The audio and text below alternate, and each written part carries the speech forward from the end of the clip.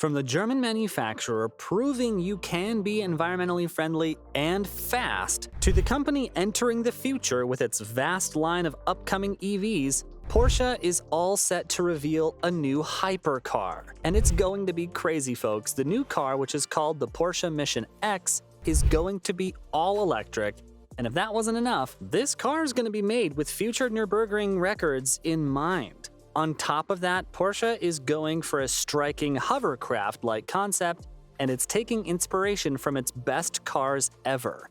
Yep, I'm talking the 959, the Carrera GT, and of course, the one-third of the Holy Trinity, the Porsche 918 Spyder. As car enthusiasts would know, summer is the time when all the concepts come out to play, and Porsche didn't want to hold back. The automaker released this concept at a celebration of 75 years of its sports cars, and the past 75 years have been nothing short of amazing for the German manufacturer. Some fans even believe Porsche to be better than the prestigious Italian car makers such as Ferrari and Lamborghini, just because German engineering's involved. The thing is, Porsche has led the way in the past 3/4 of a century, and the reason why I've mentioned this is because Mission X is going to show what the next 75 years are going to be like.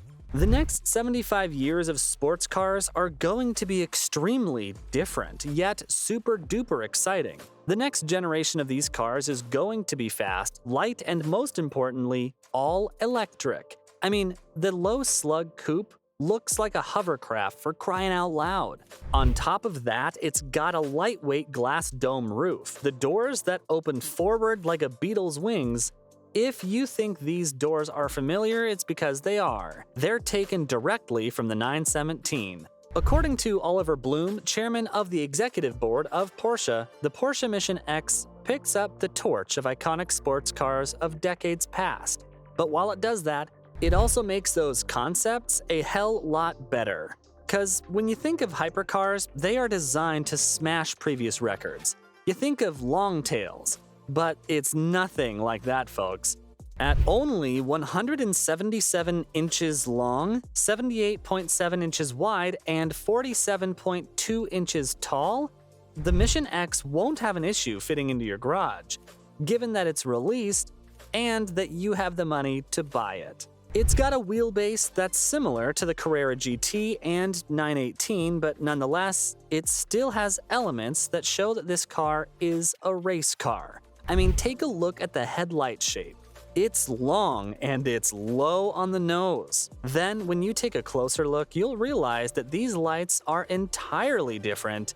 They're not LEDs in a unit, no, they're all LED modules built separately. During the day, you'll see that just as slim elements visible. But when you turn on the headlights, the full module opens. In Porsche's words, it's like an eye blinking open. But if you ask me, it's like a modern version of a pop-up light, if you may. Porsche is really going all out for this car. The concept's painted in rocket metallic, a color designed just for this car. It's also super light, and you can tell that from the satin-finished carbon fiber materials around it. The Mission X is also going to be aerodynamic as heck. And these elements will mean that this car makes more downforce than a 911 GT3 RS. You know what that means though, don't you? Cornering. And who's going to be withstanding all that force? The 20-inch wheels at the front and the 21-inch wheels at the back.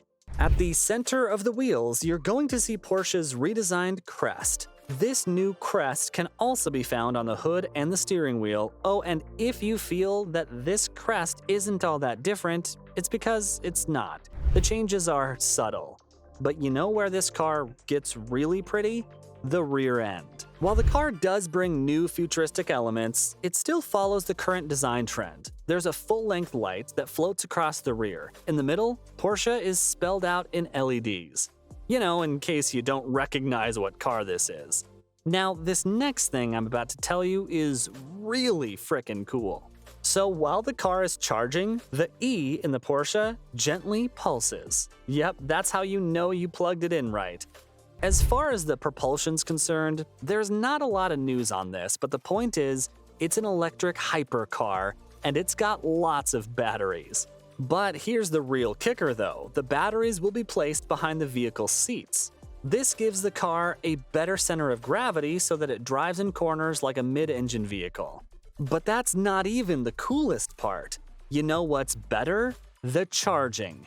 Range anxiety sucks, eh? I mean, there are plenty of gas stations all over the world, and charging stations? Yeah, not so much. But don't worry, this car's gonna charge fast. So when you do find one, you won't have to spend a lot of time there. The Mission X is going to be equipped with a 900-volt system, which means that it can charge twice as fast as the Taycan Turbo S. According to Porsche, this means that Mission X will be able to charge from 10 to 80% in just 10 minutes.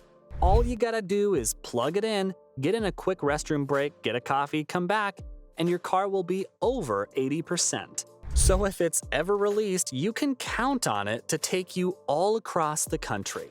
But there are not a lot of seats inside. Guys, it's a hypercar, so if you were expecting it to have more than 2 seats, that's on you, really. In the cabin, the driver and passenger seats are different colors. The driver sits in Kalahari gray seat, while the passenger sits in the Andalusia brown seat. The steering wheel's Formula One-esque, and if you take a closer look, you'll even see paddle shifters. Or something that looks like paddle shifters. Since it's all electric, I wonder what they're going to be used for. Although that's not the only thing the company picked up from Formula One. The steering wheel, wait, can we even call it a wheel? Will have all the buttons that you could need on it. The instrument cluster is just a curved, beautiful LED screen that doesn't interfere with your view of the road all that much. There's a screen in the middle that's geared toward the driver, and it shows all the metrics of the car that you'd need to know. And the interior really doesn't let you forget that you're in a sports car. So the paddle shifters I mentioned, yeah, they're probably there for some sort of regenerative brake control. On top of that, the buttons on the wheel feature different modes of driving. You know, sport, long range, track. And here's where it starts to get intense.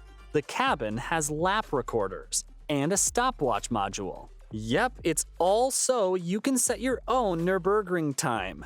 Currently, the record's held by Mercedes-AMG 1, running at 6 minutes and 35 seconds. And that's a literal Formula One car dressed up as a road-legal car. So beating that record isn't going to be easy, but then again, this car's all electric. It'll have that acceleration advantage over the Mercedes, plus the Mercedes makes 769 brake horsepower per ton, while the Mission X will make around a whopping 1,000 horsepower per ton. At the same time though, let's not forget that this car's a concept right now. We don't know when it's going to be hitting dealerships, but that's nothing to worry about. We saw Mission E turn into Porsche Taycan, right? And frankly speaking, the Taycan's better looking than the concept itself. So all in all, not only is there a high chance that this car goes into production, but there's also a high chance that it's going to be better than what we see today. Oh, and this car isn't the only car that you need to be looking out for on Porsche's end. The company is officially trying to step into the future and is going to be releasing a lot more EVs from now on. It's working on a brand new high-end all-electric SUV, and it's going to be luxurious as heck. But that was expected, wasn't it? I mean, SUV buyers are more likely to switch to EVs since they don't care about the driving experience all that much. And this is exactly why it's so surprising that the company is also working on an electric 718. Yep, there's going to be a small 2-seater sports EV that won't be hypercar fast, but won't be sluggish either. On top of that, we can also expect to see electric versions of the Cayenne and the Macan as well. Remember the SUV I told you about? Well, that's going to be positioned above the Cayenne in terms of performance, so there's already a lot to look forward to. And there you have it. From Porsche entering the future with its vast line of upcoming EVs to the company releasing an all-electric car that's ready to blow your mind away, this was everything on Porsche releasing a new hypercar.